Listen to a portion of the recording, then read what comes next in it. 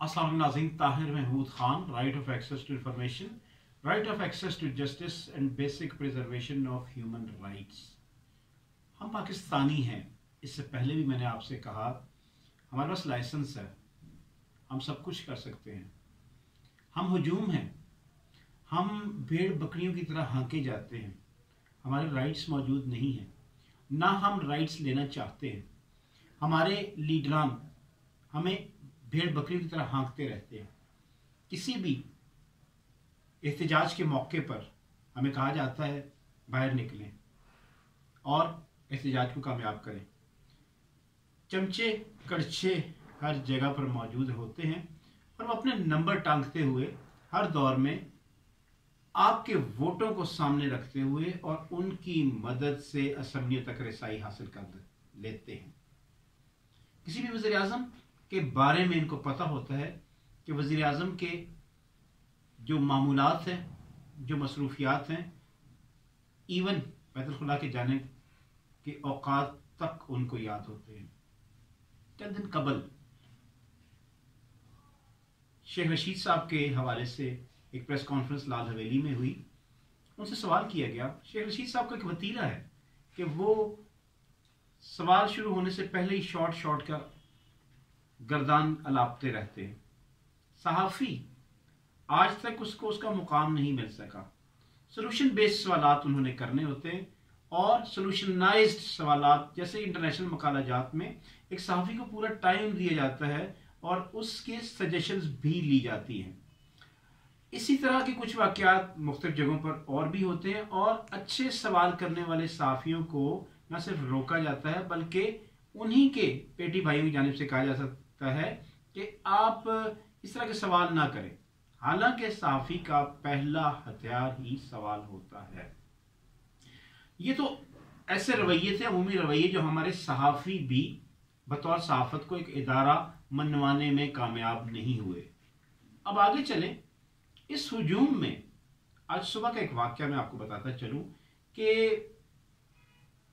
Dolphins का एक अमला, 4 मोटरसाइकिल और वो मटर गश्त कर रहे हैं। उनके पास कोई मॉड्यूल नहीं है, कोई फ्रेमवर्क नहीं है, कोई उनके पास स्केड्यूल नहीं है जिसके मुताबिक वो मुख्तलिफ इलाके की रैकी करें। मैंने देखा 2 लड़के मोटरसाइकिल पर खड़े हुए, वो उनके पास रुके और बाकायदा तौर पर सायरन बजने लग पड़े। हर शख्स उन बच्चों की जानिब से अजीब नज़रों की तरफ देख रहा था। बच्चे भी घबरा गए। मैं भी वहां से मौजूदगी की फायदा उठाते हुए मैंने भी चुपचाप साइलेंट स्पेक्टेटर बन गया। अब वो लोग, जिसे कहा जाता है पुलिस की टर्मिनोलॉजी में पारू फसाओ, थोड़ी देर बाद वो कागजात चेक करने के बाद, हूटर बजाने के बाद वो वहां से चले गए। मैंने उनसे रोक कर पूछा कि आप किस कानून के तहत इनको चेक कर रहे हैं, या आपके पास कोई टिप ऑफ है, या ये दहशतगर्द हैं, या चोरी का मोटरसाइकिल है, या ये दहशतगर्दी की किसी कार्रवाई में मुलविस है। उन्होंने कहा कि भाई आप कौन होते हो बोलने वाले। खैर, अपना तारुफ कराने के बाद और अपना कार्ड दिखाने के बाद जब उन्हें मैंने पूछा तो वो जल्दी जल्दी अपनी कार्रवाई मुकम्मल करके रफू चक्कर हो गए।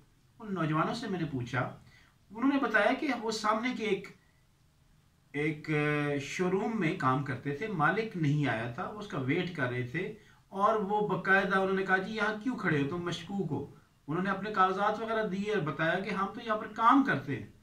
और इस दौरान जो कार्बोरेटर के साथ किसी भी मोटरसाइकिल की, सुजुकी या दूसरे मोटरसाइकिल वगैरह का एक पट्टी सी लगी होती है। उन्होंने कहा ये किस मोटरसाइकिल की पट्टी है? मोटरसाइकिल तुम्हारा दूसरा, उसकी पट्टी वही। उसने कहा सर, मोटरसाइकिल जिस कंपनी का है उसी कंपनी की पट्टी लगी हुई है और अगर मेरे से कोई गलती होगी है तो मेरा इसमें कसूर नहीं है, ना मैं मैन्युफैक्चर हूं, ना मैं मोटरसाइकिल को आगे लेकर चला हूं, आप उस कंपनी से पूछें। खैर, वो पारू फसाओ, उनका काम ना चल सका। कहने का ये मकसद है कि हम 75 सालों के बाद भी हमारे इदारे मौजूद नहीं हैं। हम बातें तो बहुत करते हैं। किसी भी स्कॉलर के पास आप बैठ जाए, किसी भी इंटरप्रेन्योर के पास आप बैठ जाए, किसी भी फिलैंथ्रोपिस्ट के पास आप बैठ जाए, तो वो आपको बातें इतनी करेगा कि आप खुद परेशान हो जाएंगे कि इससे बड़ा आलम फाजिल कोई बंदा मौजूद ही नहीं है। खैर, हमें एक कौम बनना है। सहाफ़त से वाबस्ता हर शख्स को अपना किरदार अदा करना है। उसने इन पाकिस्तानियों को एजुकेट करना है और हमें एक कौम बनना है। मायूस नहीं हूं। कहते हैं ना इकबाल कि ना उम्मीद ना उम्मीदी जवाले इल्म व इरफा है, उम्मीदें मर्द मोमिन से बदल जाती हैं तकदीरें।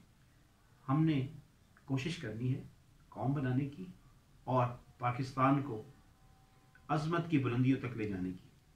अगली बार नए प्रोग्राम और नई जगह के साथ आपके साथ हाजिर खिदमत होंगे। तब तक के लिए ताहिर महमूद खान को इजाज़त दीजिए। अल्लाह हाफ़िज़।